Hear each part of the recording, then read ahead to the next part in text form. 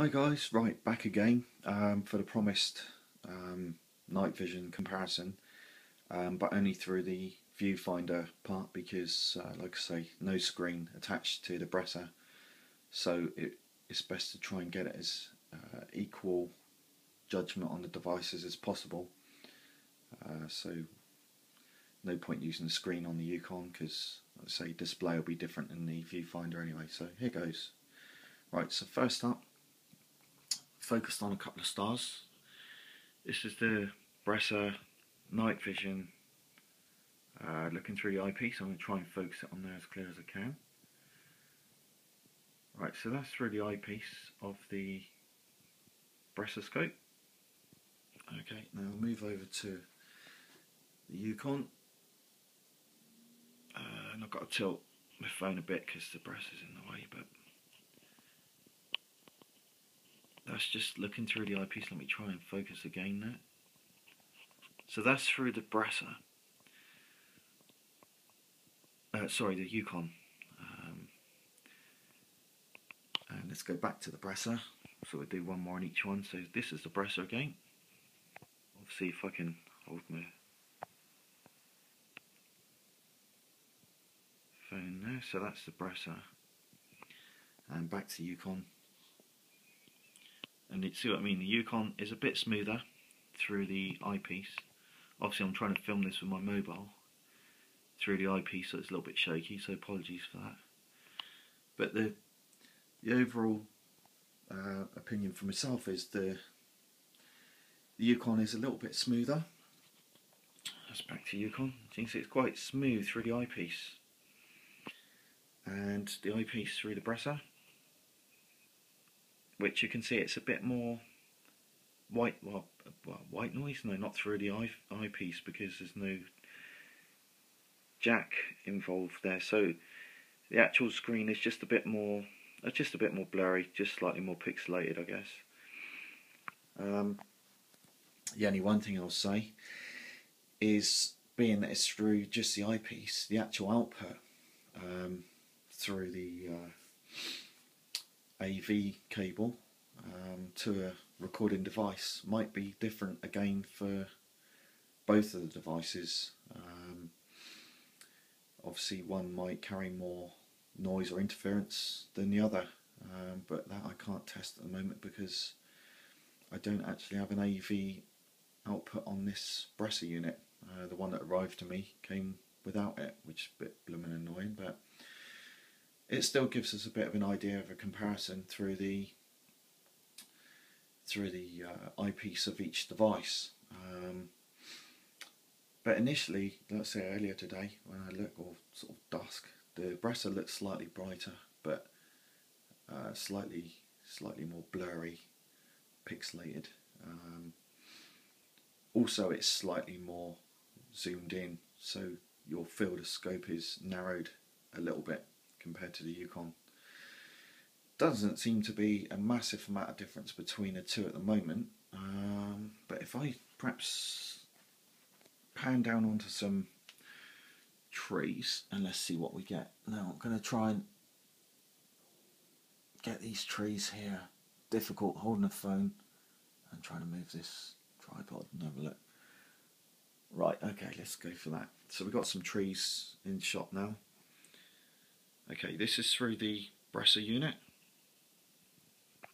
through the eyepiece. If I can get that there. Okay, as you can see, there's kind of, I don't know what they are really. Sort of like ring marks in there. I don't know if that's a dirty sort of window or lens or eyepiece or what. But if I go over to the Yukon and have a look, that also films it okay as well. So they both seem okay. The only difference I can see there is the Yukon is a little bit smoother. Let's go back to the bresser once more.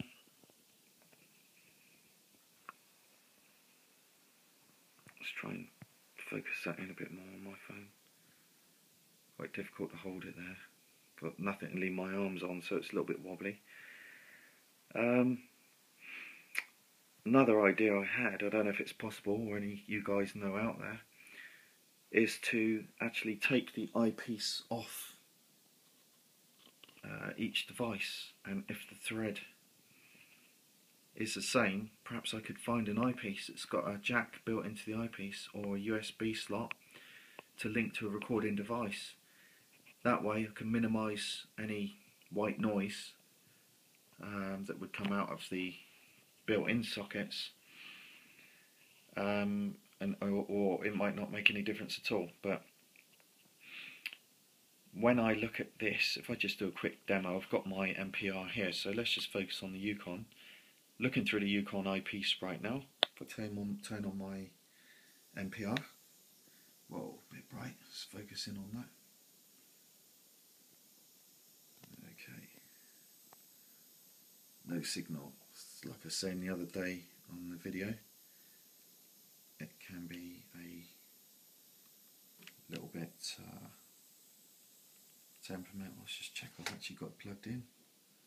Oh, bit of a cock up there. It's I've actually got the power lead plugged into the MPR, resting on the tripod, and it's just jolted off. So I'll have another go at that, perhaps in a moment. There goes another lantern over there.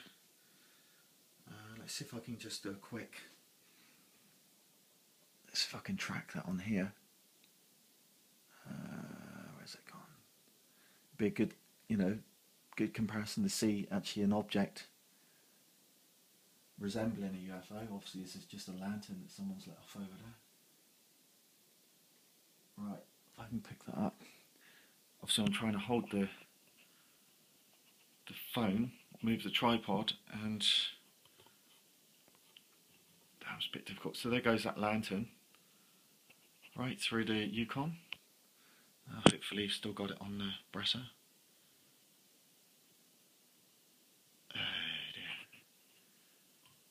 No, I reckon that's actually moved on the bracket. Let's see if I can try and pick it up, just swing around that. Where are we? Sorry about this, guys, it's just blooming awkward to try and do it all once. There it is. Okay, there's the lantern through the bresser. So my impression is that the Yukon is just that bit smoother, but obviously I'll leave it up to you. See what you guys think. Any suggestions of what I could try, or if you know if I can get a eyepiece adapter to link directly to the JXD 990 that I'll be getting soon, then let me know. Hopefully I can upload this video in one go. It's showing 8 minutes long, but I think that's all the comparisons I can do for the moment. But if there is anything any of you guys want me to try, just let me know. Quite happy to post another video, albeit a bit shorter, and I'll do my best. Okay, so take it easy, catch up soon. Cheers.